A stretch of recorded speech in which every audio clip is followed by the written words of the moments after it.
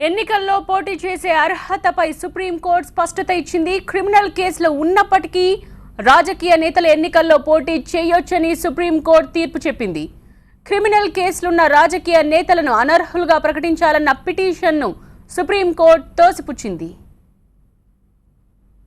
ఇది రాజకీయ నేతలకు ఒక ఊరటగా చెప్పొచ్చు. రాజకీయ పార్టీలు తమ అభ్యర్థుల నేర చరిత్రను ప్రకటించాలని సుప్రీంకోర్టు ఆదేశించింది. నేరస్తులను ఎన్నికల్లో పోటీ చేయకుండా చేయలేమంది సుప్రీంకోర్టు. కీలక చట్టాలు చేసే అర్హత పార్లమెంట్కు మాత్రమే ఉందని పేర్కొంది. రాజకీయ అవినీతి ఆర్థిక ఉగ్రవాదంతో సమానమని చీఫ్ జస్టిస్ దీపక్ మిశ్రాతో కూడిన ధర్మాసనం స్పష్టం చేసింది. ఎన్నికల్లో నేరస్తుల పోటీపై సుప్రీంకోర్టు కీలక వ్యాఖ్యలు చేసింది.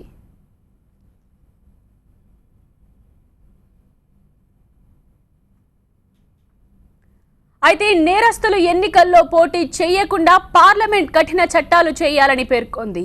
కేవలం ఛార్జ్షీట్ ఉన్నంత మాత్రాన ఎన్నికల్లో పోటీకి అనర్హులని చెప్పలేమంది సుప్రీంకోర్టు. క్రిమినల్ కేసులున్నప్పటికీ ఎన్నికల్లో పోటీ చేయొచ్చంది.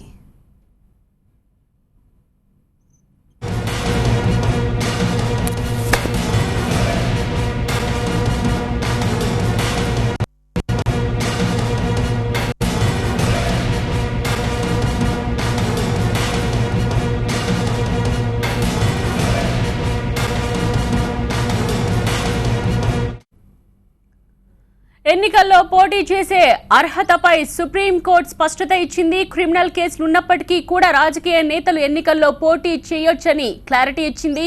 అయితే దీనికి సంబంధించి చట్టం చేయాల్సింది పార్లమెంట్ అని, ఆ విధంగా చట్టం తీసుకురావాల్సిన అవసరం ఉందని కూడా సుప్రీంకోర్టు పేర్కొంది. నేరస్తులు ఎన్నికల్లో పోటీ చేయకుండా ఆపే అర్హత లేదని, వారు పోటీ చేయొచ్చని సుప్రీంకోర్టు స్పష్టత ఇచ్చింది. సుప్రీంకోర్టు ఇచ్చిన ఈ క్లారిఫికేషన్ కి సంబంధించిన పూర్తి అప్డేట్స్ మా ప్రతినిధి మహాత్మా అందిస్తారు.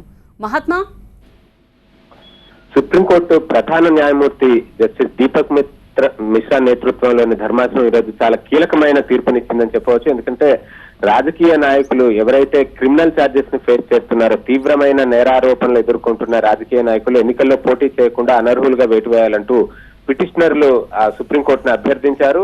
అదే సమయంలో కొంతమంది ఇటు న్యాయవాద వృత్తిలో కూడా కొనసాగుతున్న రాజకీయ నాయకుల గురించి కూడా ప్రస్తావించారు. ఈ రెండు విషయాల్లోనూ పిటిషనర్లకు ఎదురు దెబ్బ తగిలిందని చెప్పవచ్చు. అయితే సుప్రీంకోర్టు ధర్మాసనం ఒక విషయాన్ని మాత్రం స్పష్టం చేసింది.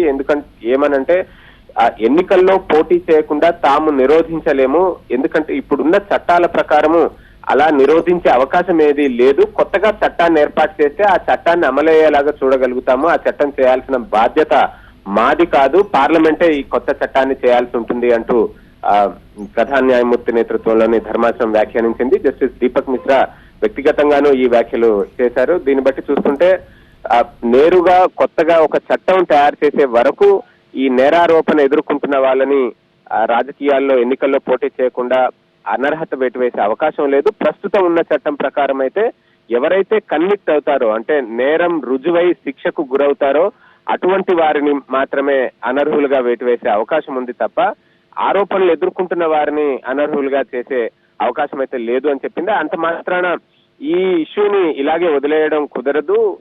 తీవ్రమైన నేరాలు ఎదుర్కొంటున్న వారు రాజకీయాల్లో కొనసాగడం కారణంగా ప్రజాస్వామ్యం తీవ్రంగా దెబ్బతింటుంది, ప్రజాస్వామ్య విలువలు పడిపోతున్నాయి. అందుకనే దీన్ని సీరియస్ గానే పరిగణలోకి తీసుకోవాలంటూ కూడా సుప్రీంకోర్టు ధర్మాసనం వ్యాఖ్యానం చేసింది. మరోవైపు ఇటు ఎవరైతే న్యాయవాద వృత్తిలోనూ కొనసాగుతూ రాజకీయాల్లో కొనసాగుతున్నారో దానికి సంబంధించి కూడా కొన్ని కీలకమైన వ్యాఖ్యల్ని సుప్రీంకోర్టు ధర్మాసనం చేసింది. దాని ప్రకారం ఆ బార్ కౌన్సిల్లోని 49వ నిబంధన ప్రకారం చూస్తే వేరే ఉద్యోగాలు చేసే వాళ్ళు మాత్రమే న్యాయవాద వృత్తిని చేరాదు తప్ప రాజకీయాల్లో ఉన్న వాళ్ళు చేయడానికి ఎటువంటి అనర్హత గానీ ఇక్కడ లేదు. దీంతో చట్టసభ సభ్యులకు ఇది వర్తించదు అంటూ సుప్రీంకోర్టు ధర్మాసనం తీర్పునిచ్చింది. ఈ విషయంలో బీజేపీ అధికార ప్రతినిధి అశ్విని ఉపాధ్యాయ దాఖలు చేసిన పిటిషన్ మీద ఈ రకమైన తీర్పునిచ్చింది. ఆయనతో పాటుగా మరికొంతమంది కూడా బంచ్ ఆఫ్ పిటిషన్స్ దాఖలు చేయగా అన్నిటి మీద కలిపి విచారణ జరిపిన సుప్రీంకోర్టు ధర్మాసనం ఈ కీలకమైన తీర్పునిచ్చింది ఈ రోజు. రైట్ మహాత్మా. సో మొత్తానికి ఒక క్లారిఫికేషన్ అయితే వచ్చింది. సుప్రీంకోర్టు క్రిమినల్ కేసులున్న రాజకీయ నేతలు ఎన్నికల్లో పోటీ చేయొచ్చన్న ఒక క్లారిఫికేషన్ ఇచ్చింది. ఇవాళ అనర్హులుగా ప్రకటించాలన్న పిటిషన్ను తోసిపుచ్చింది సుప్రీంకోర్టు. క్రిమినల్ కేసులు ఉన్నప్పటికీ కూడా రాజకీయ నేతలు ఎన్నికల్లో పోటీ చేయొచ్చని తీర్పు చెప్పింది సుప్రీంకోర్టు.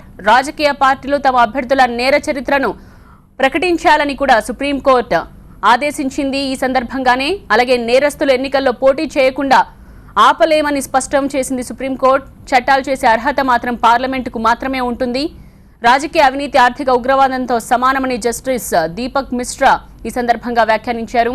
ఎన్నికల్లో పోటీ చేసే అర్హతపై సుప్రీంకోర్టు ఒక స్పష్టతనిచ్చింది. క్రిమినల్ కేసులున్న రాజకీయ నేతలు కూడా ఎన్నికల్లో పోటీ చేయొచ్చని స్పష్టత ఇచ్చింది.